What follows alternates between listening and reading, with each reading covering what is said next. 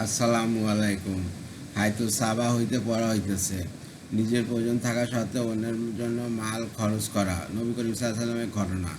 হযরত Saul ইবনে সাদ রাদিয়াল্লাহু বলেন, একজন মহিলা রাসূলুল্লাহ সাল্লাল্লাহু নিকট একটি পাটযুক্ত বুনা চাদর লইয়া আসিল এবং আরজ করিল, ইয়া রাসূলুল্লাহ, আপনাকে পরিধান করাবার জন্য এই চাদর আনিয়াছি। তিনি মহিলার নিকট হইতে চাদর গ্রহণ করিলেন এবং যেহেতু তাহার প্রয়োজন ছিল তথায় তিনি উহা পরিধান করিলেন। সাহাবাদের মধ্য হইতে একজন তার পরিধানে উক্ত চাদর দেখিয়া বলিল, ইয়া রাসূলুল্লাহ, খুব সুন্দর চাদর, আপনি উহা আমাকে পরিধানের জন্য দিয়া দিন। রাসূলুল্লাহ সাল্লাল্লাহু বলিলেন, আচ্ছা। এই বলিয়া তিনি নিজের প্রয়োজন থাকা সত্ত্বেও উহা তাহাকে দিয়া দিলেন। রাসূলুল্লাহ সাল্লাল্লাহু যখন সেখান হইতে উঠিয়া চলিয়া গেলেন তখন সাহাবা রাদিয়াল্লাহু আনহুম উক্ত সাহাবীকে খুবই তিরস্কার করিলেন এবং বলিলেন, খুব তুমি ভালো কাজ করো নাই। তুমি নিজেও দেখিতেছ যে রাসূলুল্লাহ সাল্লাল্লাহু নিজের অত্যন্ত প্রয়োজন ছিল, আর এই জন্য তিনি উহা পরিধান করিয়াছিলেন। এত সত্ত্বেও তুমি উহা তাহার নিকট হইতে চাহিয়া লইয়াছ। তোমার তো জানা আছে যে তাহার নিকট কেহ কোনো জিনিস চাইলে তিনি কখনো নিষেধ করেন না, বরং দিয়া দেন। উক্ত সাহাবী বলিলেন, রাসূলুল্লাহ সাল্লাল্লাহু পরিধান করার কারণে চাদরটি বরকতময় হইয়াছে।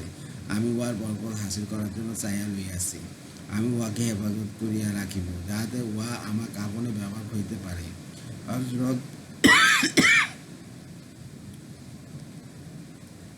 হযরত সাউল রাদিয়াল্লাহু হইতে অপর এক রিওয়ায়াতে বর্ণিত হইয়াছে যে রাসূলুল্লাহ সাল্লাল্লাহু আলাইহি সাল্লামের জন্য কালো পশমের একজোড়া রেখাদার পশমি কাপড় বানানো হইয়াছিল।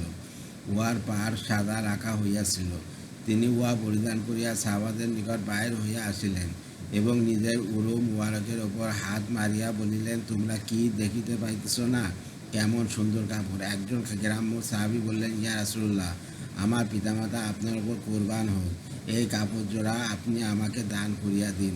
রাসূলুল্লাহ সাল্লাল্লাহু সাল্লামের অভ্যাস মুবারক এই ছিল যে কেউ কোনো জিনিস চাইলে তিনি কখনো না বলিতেন না। অতএব তিনি বলিলেন, আচ্ছা, তুমি লইয়া যাও, এবং তাহাকে দিয়া দিলেন। তাহার তিনি নিজের পুরাতন দুইখানা কাপড় আনিয়া পরিধান করিয়া লইলেন। তারপর তিনি ওই রকম দুইখানা কাপড় পুনরায় বোনাইবার জন্য বলিলেন। সেই কাপড় বোনানোর কাজ আরম্ভ হইয়াছিল এবং কাপড় তাতে চড়ানো ছিল। এমত অবস্থায় রাসূলুল্লাহ সাল্লাল্লাহু আলাইহি ওয়াসাল্লামের ইন্তেকাল হইয়া গিয়াছে। হযরত আবু আকিল রাদিয়াল্লাহু খরচের ঘটনা। হযরত আবু আকিল রাদিয়াল্লাহু বলেন, তিনি 2 সের খেজুরের বিনিময়ে সারারাত্র কোমরে রশি বাঁধিয়া কুয়া হইতে পানি উঠাইলেন। অথবা 1 নিজের পরিবারের যে প্রয়োজনে তাদেরকে দিয়া 1 আল্লাহর নৈকট্য হাসিলের উদ্দেশ্যে রাসূলুল্লাহ সাল্লাল্লাহু আলাইহি ওয়াসাল্লামের খেদমতে লইয়া আসিলেন এবং কিভাবে উপার্জন করিতে সেই ঘটনা তাকে জানাইলেন। রাসূলুল্লাহ সাল্লাল্লাহু আলাইহি ওয়াসাল্লাম বলিলেন, এইগুলি সৎকার মালের সহিত রাখিয়া দাও। মুনাফিকরা বিদ্রুপ করিয়া বলিতে লাগিল, এই ব্যক্তির 1 খেজুরের আল্লাহ তাআলা কি প্রয়োজন ছিল? সে তো নিজেই উহার মুখাপেক্ষী। এই প্রসঙ্গে আল্লাহ তাআলা এই আয়াত নাজিল করিলেন। অর্থ, ওই সমস্ত লোক যারা সেই সমস্ত মুমিনদের প্রতি বিদ্রোহ করে, যারা মন খুলে দান খয়রাত করে এবং তাদের প্রতি যাদের শুধুমাত্র নিজের পরিচয়লব্ধ বস্তু ব্যতীত কোনো সম্বল নাই, অথবা তাদের প্রতি ঠাট্টা বিদ্রুপ করে। আল্লাহ তাআলা তাদের মুনাফিকদের প্রতি ঠাট্টা বিদ্রুপ করেন এবং তাদের জন্য রইয়াছে যন্ত্রণাদায়ক আযাব। হযরত আবু সালামা ও হযরত আবু হুরায়রা রাদিয়াল্লাহু বলেন, একবার রাসূলুল্লাহ সাল্লাল্লাহু আলাইহি ওয়াসাল্লাম ঘোষণা করিলেন, আমি একটি জামাত পাঠাইতে ইচ্ছা করিয়াছি, অতএব তোমরা সৎকার দান করো। উহা শুনিয়া হযরত আব্দুর রহমান ইবনে আওফ রাদিয়াল্লাহু আনহু খেদমতে হাজির হইয়া আরজ করিলেন, ইয়া রাসূলুল্লাহ, আমার নিকট বর্তমানে 4000 দিরহাম রহিয়াছে, তার মধ্যে হইতে 2000 আল্লাহ তাআলাকে ধার দিতেছি, অর্থাৎ আল্লাহর রাস্তায় খরচের জন্য দিতেছি, যা আল্লাহর নিকট হইতে আখিরাতে লইব, আর 2000 নিজ সন্তানদেরকে দিতেছি। রাসূলুল্লাহ সাল্লাল্লাহু আলাইহি ওয়াসাল্লাম খুশি হইয়া তাকে দোয়া দিলেন যে, তুমি যা দিয়াছ উহাতে আল্লাহ তাআলা বরকত দান করুন, এবং যা রাখিয়াছ উহাতেও বরকত দান করুন। অপর এক আনসারী মেহনত মজদুরি করিয়া 2 সের পরিমাণ খেজুর জোগাড় করিলেন। তিনি খেদমতে হাজির হইয়া বলিলেন, ইয়া রাসূলুল্লাহ, আমি মেহনত মজদুরি করিয়া 2 খেজুর উপার্জন করিয়াছি। 1 আপন রবকে দিতেছি, আর অপর 1 আপন পরিবারগুলোর জন্য রাখিতেছি। তাদের উভয়ের ব্যাপারে মুনাফিকরা বিদ্রুপ করিয়া বলিতে লাগিল যে, আব্দুর রহমান ইবনে আওফের মতো অধিক খরচকারী লোক তো শুধু লোক দেখানোর জন্য খরচ করিতেছে, আর এই গরিব ব্যক্তি যাহা খরচ করিতেছে আল্লাহ ও তার রাসূলের উহার কোনো প্রয়োজন নাই। এই প্রসঙ্গে আল্লাহ তাআলা উপরোক্ত আয়াত নাযিল করিয়াছেন। হযরত আব্দুল্লাহ ইবনে যায়েদ রাদিয়াল্লাহু আনহু এর খরচের ঘটনা। হযরত আব্দুল্লাহ ইবনে যায়েদ রাদিয়াল্লাহু আনহু তিনি স্বপ্নে ফেরেশতাদের আযান দিতে দেখিয়াছিলেন। তিনি রাসূলুল্লাহ সাল্লাল্লাহু আলাইহি ওয়াসাল্লামের খেদমতে হাজির হইয়া আরজ করলেন, ইয়া রাসূলুল্লাহ, আমার এই বাগান সদকা করিলাম এবং আল্লাহ ও তার রাসূলকে দান করিলাম। তার পিতামাতা উহা জানিতে পারিয়া রাসূলুল্লাহ সাল্লাল্লাহু আলাইহি ওয়াসাল্লামের নিকট আসিয়া আরজ করিলেন, ইয়া রাসূলুল্লাহ, এই বাগানের আয় দ্বারাই তা আমাদের জীবিকা নির্বাহ হইতেছিল। রাসূলুল্লাহ সাল্লাল্লাহু আলাইহি ওয়াসাল্লাম সেই বাগান তাদের উভয়কে দান করিয়া দিলেন। পিতামাতা ইন্তেকালের পর সেই বাগান পুনরায় তাদের ছেলে হযরত আব্দুল্লাহ ইবনে যায়েদ রাদিয়াল্লাহু আনহু পৈতৃক সম্পত্তি হিসাবে পাইয়া গেলেন এবং ওয়ারিশ হিসাবে উহাকে মালিক হইয়া গেলেন। একজন আনসারী খরচের ঘটনা। হযরত আবু হুরায়রা রাদিয়াল্লাহু আনহু বলেন, এক ব্যক্তি রাসূলুল্লাহ সাল্লাল্লাহু আলাইহি ওয়াসাল্লামের খেদমতে হাজির হইয়া আরজ করিল, আমি ক্ষুধায় কষ্ট পাইতেছি। রাসূলুল্লাহ সাল্লাল্লাহু আলাইহি ওয়াসাল্লাম তাহার কোন স্ত্রীর নিকট লোক পাঠাইলেন যে খাওয়ার কিছু থাকিলে যেন পাঠাইয়া দেন। তিনি উত্তরে জানাইলেন যে ঘরে খাওয়ার কিছু নাই। সেই পাকজাতের কসম যিনি আপনাকে দিনে হক দিয়া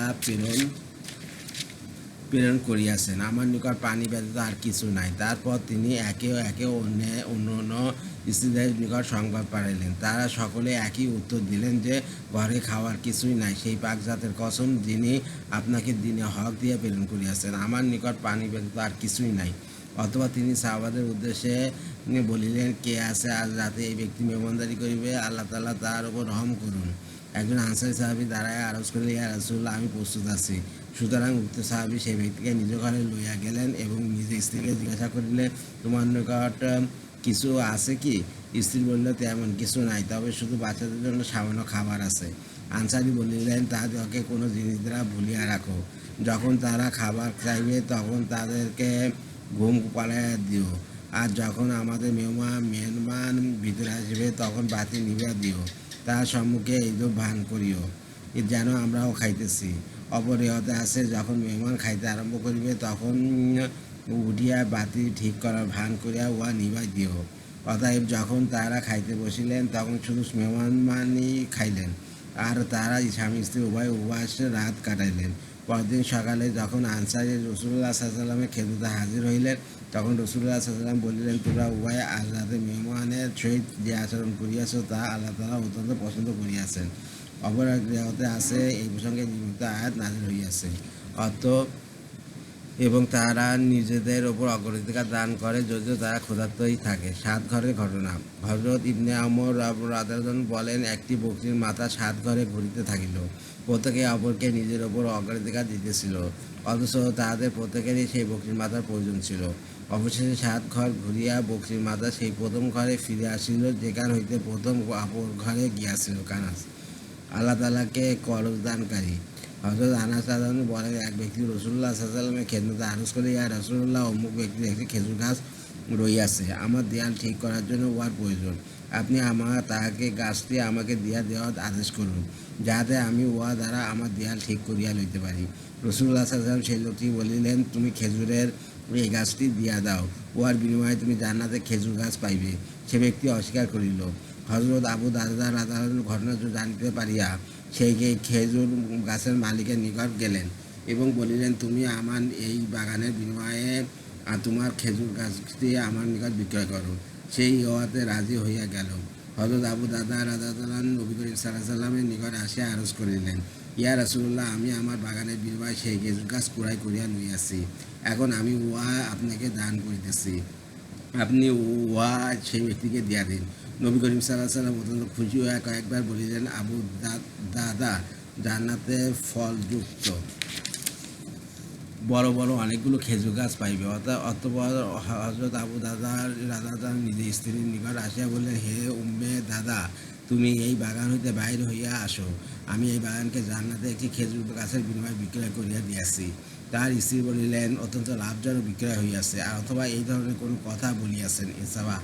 হযরত আব্দুল্লাহ ইবনে মাসউদ রাদিয়াল্লাহু আনহু বলেন, যখন এই আয়াত নাযিল হইল, অর্থ, কে সেই ব্যক্তি যে আল্লাহকে উত্তম রূপে ধার দিবে, অথবা তিনি তার জন্য উহাকে বহু করে বৃদ্ধি করিবেন এবং তার জন্য রইয়াছে সম্মানিত পুরস্কার। তখন হযরত আবু দাদা রাদিয়াল্লাহু আনহু আরজ করিলেন, ইয়া রাসূলুল্লাহ, সত্যই কি আল্লাহ তাআলা তা আমাদের নিকট হইতে খরচ চাইতেছেন? রাসূলুল্লাহ সাল্লাল্লাহু আলাইহি ওয়াসাল্লাম বলিলেন, হ্যাঁ। হযরত আবু দাদা রাদিয়াল্লাহু আনহু বলিলেন, আপনি আমাকে আপনার হাতখানা দিন।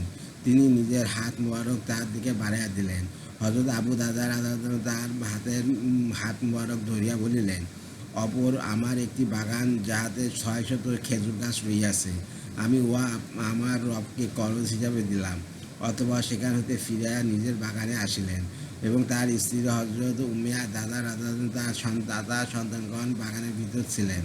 তিনি আওয়াজ দিয়া বলিলেন, হে উম্মে দাদা। তার স্ত্রী বলিলেন, লাব্বাইক। তিনি বলিলেন, বাগান হইতে বাহির হইয়া আসো, কেননা আমি এই বাগান আল্লাহকে করজ হিসাবে দিয়া দিয়াছি। ইতিপূর্বে হযরত আব্দুর রহমান ইবনে আবু রাদানের উক্তি বর্ণিত হইয়াছে যে, তিনি আরজ করিলেন, ইয়া রাসূলুল্লাহ, আমার নিকট বর্তমানে ৪,০০০ দিরহাম রহিয়াছে, তার মধ্যে হইতে ২,০০০ আমি আমার রবকে করজ দিলাম। আলহামদুলিল্লাহ, হাইতুসাবা হইতে পড়া হইয়াছে। আমার ইউটিউব চ্যানেল রিভিউ করা, ওইটাকে আপনারা সাবস্ক্রাইব করেন, দয়া করে লাইক কমেন্ট শেয়ার দেবেন ভিডিওতে বেশি থেকে বেশি, এতে আমি উৎসাহিত হই। রিভিউ করা ফেসবুক পেজ, ওটাকে আপনারা ফলোতে রাখবেন। সবাই ভালো থাকবেন, সুস্থ থাকবেন এবং স্বাভাবিক থাকবেন। আল্লাহ হাফিজ।